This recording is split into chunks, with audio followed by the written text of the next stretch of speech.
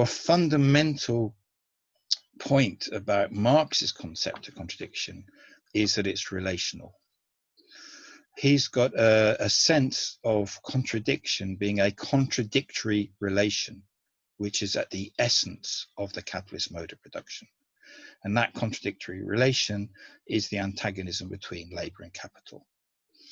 Now, he does use sublation because what he shows is how that contradiction moves, okay, from, if you like, individual protagonists, labor and capital.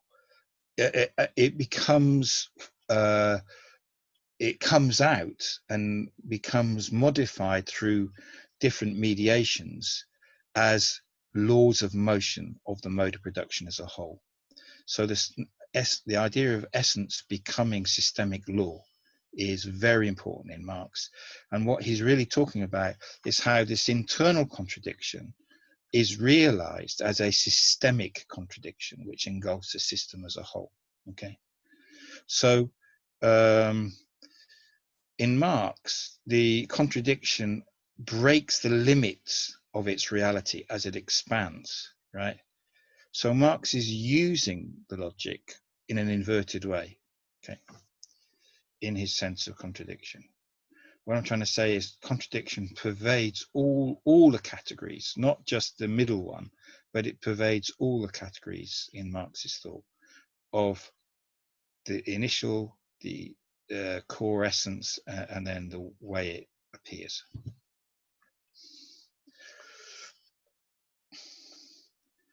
Okay, Ilyenkov is making the point that I'm making. Now, this other point that Ilyenkov makes is, so for Marxists, the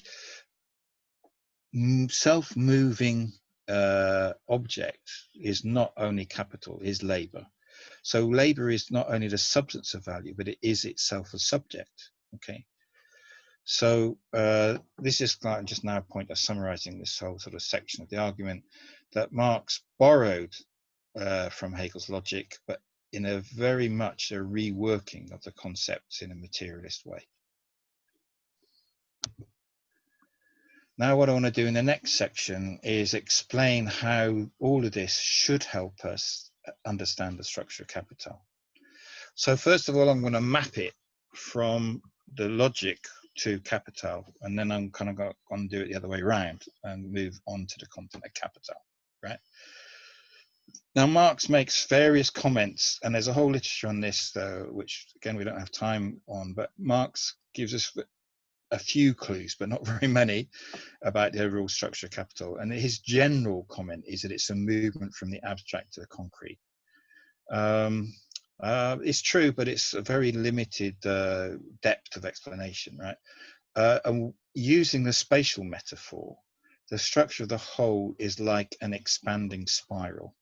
So you go around the loop once in a fairly simple form, you move forward, you go around the loop again in a bigger way, and you keep on going around this loop as you move forward. Even that metaphor isn't brilliant. It's kind of more like an expanding spiral, which is like a double helix, because all the way round the spiral, which expands, you've always got this contradictory relationship as well. Okay, so I can't find a drawing to represent this, but if you can imagine a double helix, but not more like an expanding spiral as a double helix, well, it's just a metaphor, right? Okay, now, but there are in each cycle contradictions, okay? So the first part of volume 1 of Capital, which I do now call volume 1A, which is basically the first 2 chapters of it, famously quite difficult, right? They are about the movement of being into essence in the way that Marx deals with it, okay, which is that there's a contradiction in being. Remember, in Hegel, there's no contradiction in being. It only emerges later on. Well, in Marx, there is already a contradiction in his initial positing of the commodity. There is already a contradiction. But what he does is he explains the essence of that contradiction in the first part of Capital. In the second part of Capital, which is the main body of it, from about chapter 6 all the way through to about chapter 25, we've got the essence the essential foundation of the whole work, which is the production of surplus value. Okay, and so you can see on my diagram, I've put volume 1B in the core of essence. Okay, now I haven't got volume 1C, the historical part at the end. I'm going to talk about that in the next lecture, how that works with the structure. It's quite contradictory, actually, where it fits. Volume 2 is all about appearance of this essence. Okay, circulation is the appearance of capital rather than its production. And volume 3A, which is what we're going to come to, is actualization. This is kind of like my punchline, right? In order to understand essence in its fullness, you have to understand how production and circulation work together, how surplus value becomes profit, actually becomes profit in a system of competing capitals. So that corresponds to the actuality in Hegel. And then again, we have a slight issue with volume 3B and 3C, which we'll come to much later on. But my core argument is around volumes 1, 2, and the first part of 3. Okay, that's how they fit. And now within each of these, there is also a movement. Okay, so I'm going to explain that, but there's one other side of this which I also want to bring in now, right? Which is, okay, so if that's an overall sort of schematic of the structure, more directly, what was Marx's methodology, right? In terms of the presentation of his material, right, Marx was very good at handling abstraction. He was a master, as we'll see Ullmann puts it, of abstraction. Okay, so the other writer is really helpful here, by the way, again, is Ilyenkov, right? Now, the conventional view of abstraction is like, if I'm in conversation with my students and so on, I'll say, well, abstraction is when you think about something. So it's the movement of reality into thought. And a dictionary definition, which I Googled, is that it's ideas rather than events. Okay, that's the conventional view. Now, what Ilyenkov points out very well, I think, is in Marx, abstractions are seen to be taking place in reality. So his meaning of abstraction is slightly different than the conventional one, which is that there's one element that's selected and becomes dominant. Okay, good example would be commodities and money.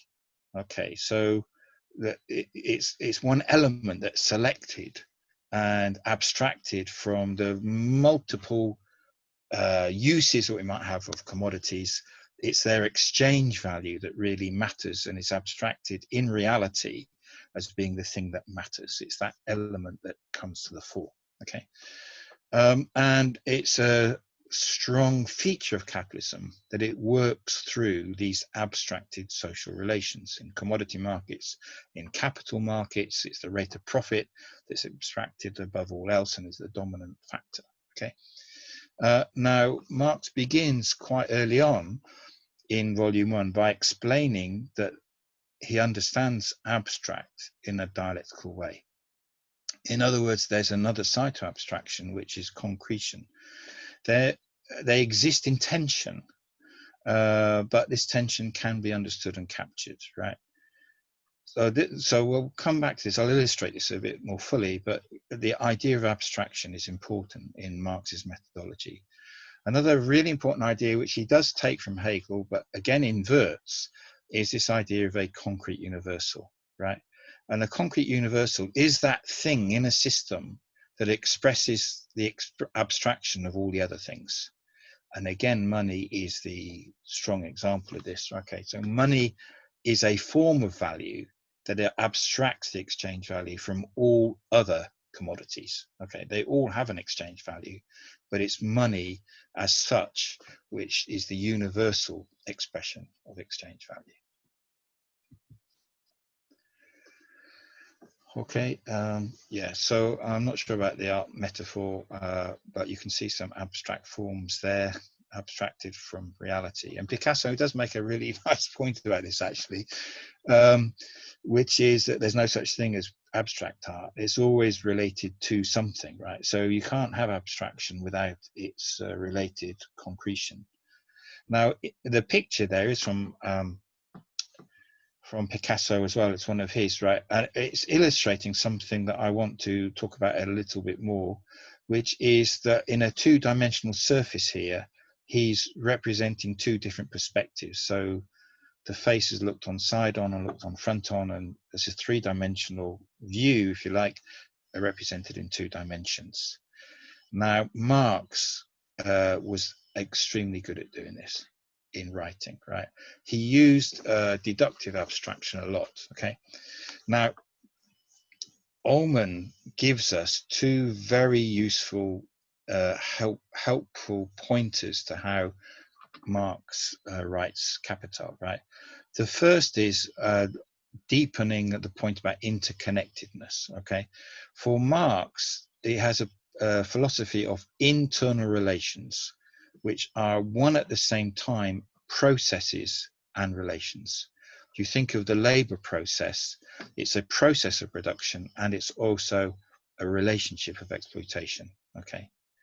So Marx was particularly good at incorporating change and systemic interaction, okay, in the way he conceptualized reality. And the labor process is the classic example of that, okay?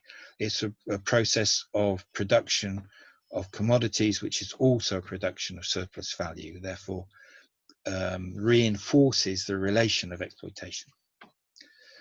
The other point that Ullmann makes, which is very helpful, is this use of abstraction in understanding a very complex object, which is capitalist reality, right? And what he points out is that Marx uses abstraction in different ways. And if the one way of seeing this is that you can have three different dimensions of abstraction, okay? So you can abstract from a particular point of view. You can look at the face side on or front on, okay, which is what our little picture is indicating, different perspectives on the object. You can have abstractions of scale. Are you looking at one person or a crowd of people? And you can have abstractions of a level of generality. Of these three, I would say the level of generality is probably the most complex, and I'm still working out how I think that might be different to scale, but it's definitely something I want to discuss, okay? So what Marx does time and time again, if you read any of Capital, you'll see this through the chapters and the sections, right? He brings one plane of analysis into the foreground, okay? So he's reproducing in thought this process of what he calls abstraction, okay, in reality. And all the other aspects are there, but they're in the background. They're sort of implicit rather than explicit, or presuppositions. So the whole is present, but not, it's like a microscopic lens. You focus in on one plane of reality. Okay, this is probably the worst diagram I've got, or the busiest one. So now I want to show the structure of Capital in itself, but with a reflection back onto Hegel's logic, okay? So what you can see here, you go across the first row is volume 1, okay? You see here is volume 2 across the second row, volume 3 across the third row. Now I got this from Chris Arthur, who is a very helpful contribution in this whole discussion. His take is different to mine. He thinks that Marx's Capital is nearly a direct copy, if you like, or homology of Hegel's logic, but on a different subject matter. I don't fully agree with him about that, because he misses this point of the double subject. He kind of sees like Capital's got one subject, which is capital, right? And I think the subject is really the relation between capital and labor, okay? But what he does give us, Arthur's work gives us, is this sense of mapping of the whole. And it is actually, for me anyway, quite useful. So the bits in blue are from Chris Arthur, and he's very much a Hegel specialist, I would say. And the bits in red are me, okay, and the bits in black are Marx, okay. So I kind of like want to pursue Arthur's idea, but in a slightly different direction, right? And I think that volume 1 is primarily about the essence, the production of surplus value and its accumulation of surplus value. Now, within that narrative, what you can see is Marx starts off with surplus value as such, and then he divides that into different particularities, which are absolute surplus value and relative surplus value. And then he works out how those fit together at a systemic level on the accumulation of capital. So here what you have is a movement from simple universality or generality, I would say, to a sort of particular